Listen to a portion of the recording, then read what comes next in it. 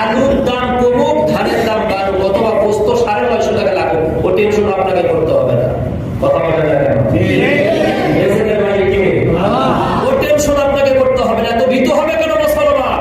মুসলমান তো সেই জাতি যে জাতি রোজা রাখার পরে আল্লাহর বিধান রোজা ছেড়ে দিয়ে যুদ্ধের ময়দানে বিবি বাচ্চাকে রেখে যুদ্ধ করে দিন বিজয় করেছে।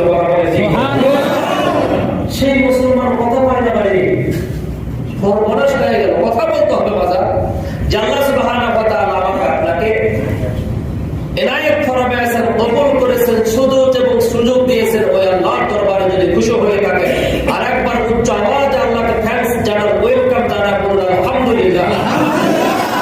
লাখো কোটি দরুদ সালাম মানবতার মুক্তির প্রতীক, মহাবিশ্বের মহা আদর্শ, বিশ্ব নেতা, বিশ্ব নবী